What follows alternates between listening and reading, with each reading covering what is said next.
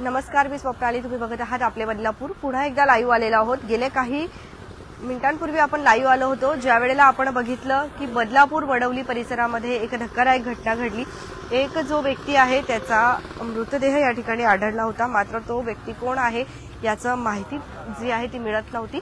पण आता जर आपण बघत असाल तर त्याच्या कुटुंबातील जे व्यक्ती आहे त्यांनी दिलेल्या माहितीनुसार कैलाश शेजुळे असं या व्यक्तीचं नाव आहे.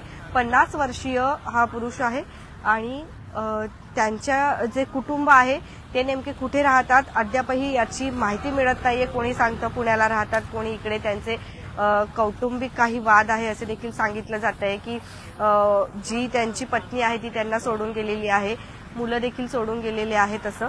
मात्र दूरचं कोणीतरी एक नातेवाईक होतं, तर ते माहिती देणार आता नाही. तर दूरचे जे कोणीतरी नातेवाईक होते त्यांनी या ठिकाणी येऊन ते मृतदेहाची ओळख जी आहे ती पटवून घेतलेली आहे आणि आता पोस्टमॉर्टमसाठी जे आहे आपण जर बघत असाल तर या ठिकाणी मृतदेह घेऊन जाण्यात येतोय. मात्र मग हा व्यक्ती बदलापूरमध्ये काय करत होता, तर असं सांगितलं जातं की हा व्यक्ती भटक्या होता. असं इकडून तिकडे भटकत असतात, जिथे मिळेल तिथे काम करतात, खातात आणि राहत होते. आणि नेमकं काय घडलं, झोपेत असतानाच काही झालं का की काय, काही माहिती अद्यापही मिळत नाहीये. परंतु मृतदेहाची ओळख ही पटलेली आहे. ते बदलापूरचे रहिवासी नाहीयेत. कैलाश शेजुळे असं त्यांचं नाव आहे. परंतु दूरचे कोणीतरी नातेवाईक जे आहे ते या ठिकाणी राहतात.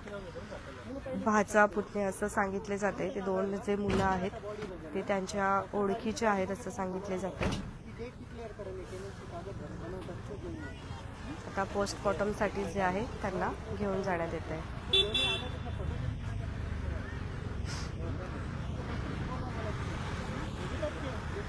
त्यामुळे बदलापूरकरांनी काळजी करण्याचं काही एक कारण नाहीये. पण नेमकं काय झालं ते पोलीस जे आहेत ते तपास करणार आहेत. जी अज्ञात व्यक्ती होती ती बदलापूर शहरातील रहिवाशी तरी नाहीये अशी त्यांनी माहिती आपल्याला दिलेली आहे. ती जी व्यक्ती होती ती भटक्या व्यक्ती होती असं त्यांनी नाव सांगितलं की ते भटकत असतात इकडून तिकडे कुठेतरी असं.